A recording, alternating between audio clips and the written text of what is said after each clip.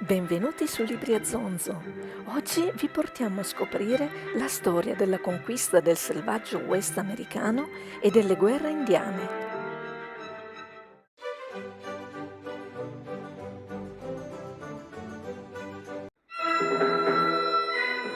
Nel 1869 venne terminata la ferrovia transcontinentale che collega la costa atlantica alla costa del Pacifico degli Stati Uniti, riducendo il tempo di percorrenza da più di 6 mesi a soli 7 giorni.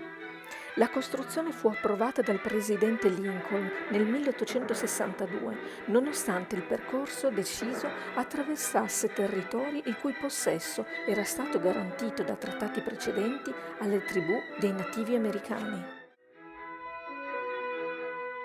I Lakota Sioux abitavano le grandi pianure del Nord America da secoli. Avevano imparato a domare i Mustang, i cavalli introdotti nelle Americhe dagli spagnoli e tornati selvaggi, e vivevano in armonia con la natura, seguendo le immense mandrie dei bisonti. A meno di un secolo dalla dichiarazione di indipendenza, gli Stati Uniti sono già in crisi, dilaniati dalla guerra civile. La guerra di secessione tra il 1861 e il 1865 ha gravi ricadute economiche e sociali. Il governo di Washington, nel tentativo di riunire il paese, decide di dare ad ogni cittadino americano la prospettiva di un nuovo inizio. Nel selvaggio West. E il treno diventa lo strumento per risollevare le sorti americane. La realizzazione della ferrovia transcontinentale viene affidata a 2 compagnie ferroviarie che avrebbero iniziato a porre i binari, una dalla California, già popolata dai tempi della corsa all'oro del 1848, e l'altra a est, a partire dalle ferrovie preesistenti della costa atlantica, con l'obiettivo di trovarsi a metà strada.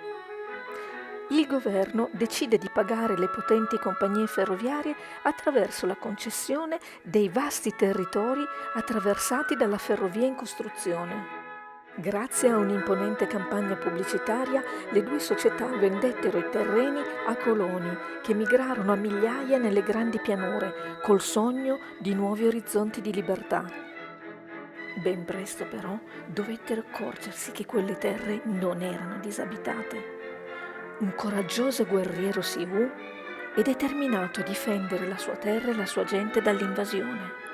Il suo nome è Cavallo Pazzo. Nel 1866 Cavallo Pazzo guidò i Sioux in una lunga serie di sanguinose battaglie e guerriglie contro i coloni e l'esercito federale.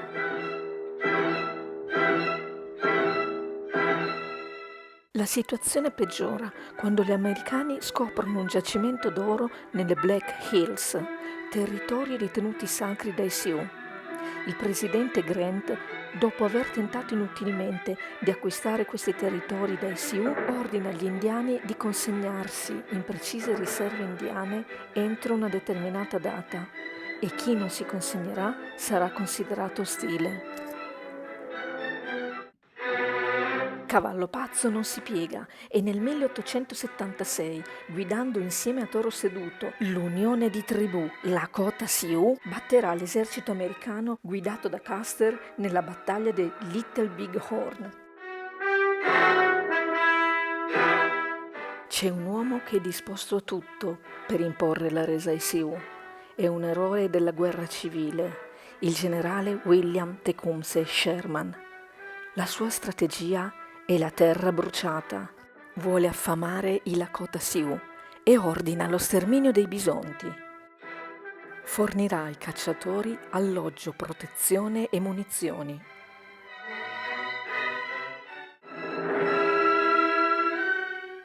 Privati della loro principale fonte di sostentamento, i Sioux sono così costretti ad arrendersi ed entreranno per sempre nelle riserve. Io vi ringrazio per avermi seguito, lasciatemi sapere se desiderate altri approfondimenti e ci vediamo al prossimo viaggio. Ciao!